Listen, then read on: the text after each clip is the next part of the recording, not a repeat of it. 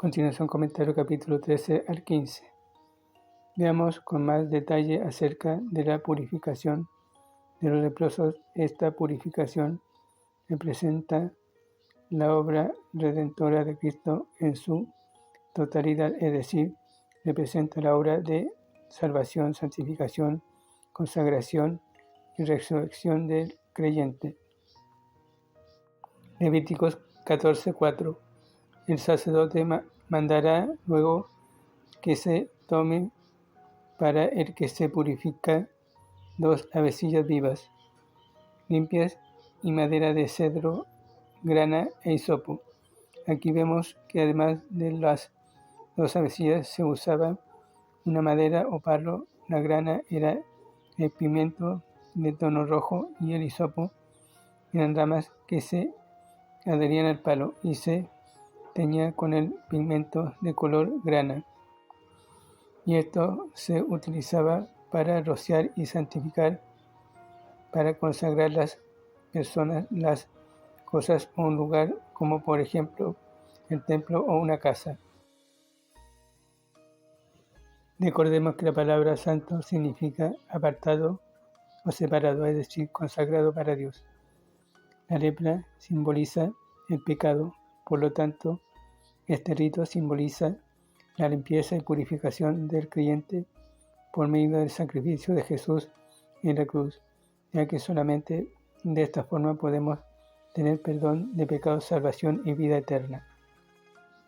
Levíticos 14:5. Y mandará el sacerdote matar una avecilla en un vaso de barro sobre aguas corrientes. Podemos decir que esta parte del rito es la más importante, ya que simboliza o representa la muerte de Cristo.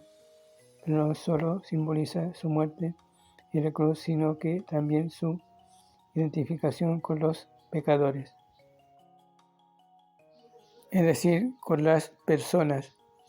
Los 2 avecillas representan a Cristo, uno en su muerte y otro en su resurrección. La vasija de barro representa la humanidad de Cristo, ya que el hombre fue hecho de barro.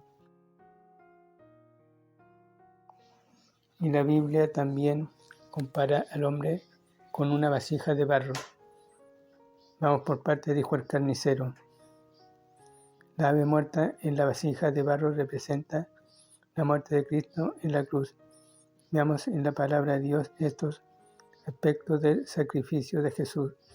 La vasija o el ave representa a Dios a través del Espíritu Santo. Veamos Génesis 1:2. Y la tierra estaba desordenada y vacía, y las tinieblas estaban sobre la faz de la vida, y el Espíritu de Dios se movía sobre la faz de las aguas. Una cosa importante para traducir la Biblia es saber que en esos tiempos las palabras eran simbólicas y representaban una imagen cotidiana, es decir, muchas de las palabras en esos tiempos no tenían un significado genérico. Por ejemplo, los verbos identifican palabras que implican una acción o movimiento. Ejemplo, mover, correr, leer. En cambio, en tiempos bíblicos, los verbos o las palabras podían estar representadas por una imagen como una foto. En Génesis 1:2 las palabras se movía, literalmente significa empollar. Por lo tanto, el traductor tiene que ver cuál es el significado de las palabras que se usaban en esos tiempos y traducirlo de acuerdo a lo que dice el versículo. Veamos lo que dice el versículo. El Espíritu de Dios se movía sobre la faz de las aguas. No podemos decir empollaba, tampoco que estaba sentado empollando en las aguas, tampoco que estaba quieto encima de las aguas. Por lo tanto, se movía sería la adecuada. Otros lo explican diciendo que se agitaba moviendo sus alas como buscando un lugar para apoyar o descansar. Pero obviamente el Espíritu de Dios no es un ave, pero se describe al Espíritu Santo como moviéndose como un ave que estaba procreando. En otras palabras, lo que quiere decir es que el Espíritu Santo estaba participando en la creación, es decir, Él es Dios. También comparar con Juan 1:1 al 3, donde también presenta el Verbo como el Creador, y el Verbo es Jesús, según Juan 1:14.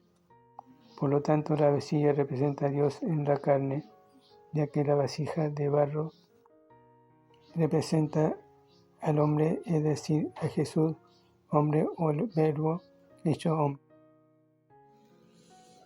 Compare con Génesis 2:7, Mateo 3:16, Romanos 9:21. Las aguas corrientes donde se ponía la vasija representan la vida o el sustento de la vida, que es el agua. Por eso también en Génesis 1:2 se dice que el Espíritu de Dios se movía sobre la faz de las aguas. Compare con 2 de Pedro 3:5. Estos ignoran voluntariamente que en el tiempo antiguo fueron hechos por la palabra de Dios los cielos y también la tierra, que proviene del agua y por el agua subsiste. Por eso el Espíritu Santo se le relaciona también con corrientes de agua viva. Ver Juan 7:38 y 39. Entonces acá también vemos la Trinidad: Jehová o Dios Padre, Jesús hecho hombre, las avecillas y la vasija de barro, el Espíritu Santo, las avecillas también, y el agua. El Padre da las instrucciones para la obra, el Hijo ejecuta la obra encomendada por el Padre de salvación, y el Espíritu Santo guía y enseña y capacita para la obra. Sigamos con la simbología de este rito.